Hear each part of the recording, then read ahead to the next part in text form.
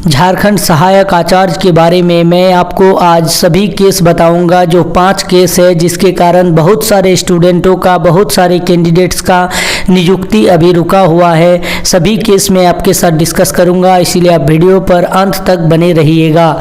देखिए, सबसे पहले जो था कि जब वैकेंसी निकला था तो उस समय पारा टीचर और गैर पारा जो दोनों था उसका अलग अलग सीट रिजर्व किया गया था। लेकिन बाद में ऐसा हुआ कि बहुत सारे पारा का, जिस जून पारा टीचर का नंबर ज़्यादा आ रहा था उसको गैर पारा में घुसा दिया गया है, जिसके कारण बहुत सारे गैर पारा शिक्षक भी बाहर हो गया है। और उन लोग भी केस किया है कि जब आप पारा टीचर का सीट रिजुक्त किए हैं, रिजर्व कर दिए हैं, तो फिर उसको गैर पारा में क्यों ला रहे हैं। दूसरा केस आता है कि जो SC ST OBC का जो और भी बहुत सारे अपडेट है, आप वीडियो का अंत तक रहिएगा जरूर। जो SC ST OBC का जो अलग अलग सीट था जिला वाइज, उसमें भी बहुत सारे गड़बड़ी देखने को मिला है।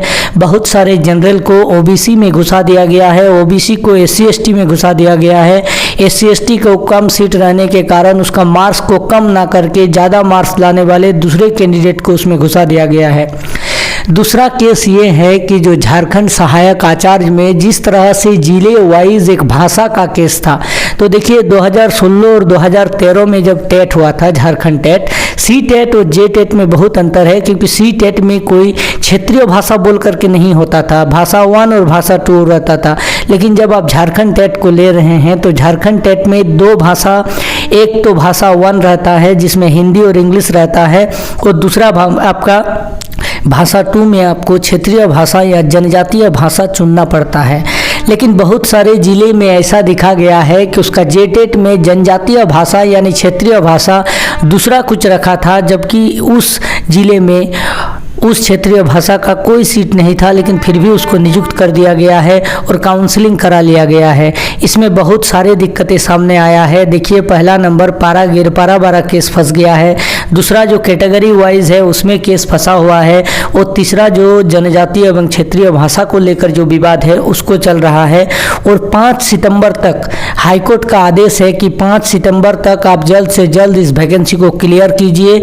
इसमें एक तरफ जो कैंडिडेट है उन लोग केस कर रहा है, दूसरी तरफ हाईकोर्ट जल्द से जल्द ऑर्डर दे रहा है। JSSC फंसा हुआ है, अभी कुछ भी निर्णय हो सकता है। बहुत सारे बायोमेट्रिक के लिए भी फंसा हुआ था, उन लोगों के लिए भी बन रहा है। दूसरा, ये जो कैटेगरी वाइज है इस पर एक बहुत बड़ा निर्णय आने वाला है, और जो जिसका रिजल्ट जो DV का मतलब रिजल्ट आने के बाद भी उसका DV में नाम नहीं आया है, उन लोग भी कोर्ट गया है, उन लोग भी JSSC ऑफिस में जाके पिटिशनर बना है। लेकिन अभी तक इसका कोई निष्कर्ष नहीं निकाला है, न ही इसमें कोई कटअप दिया गया है कि किस राज्य का कितना कटअप है, किस जिले का कितना कटअप है, उसको दिया नहीं गया है।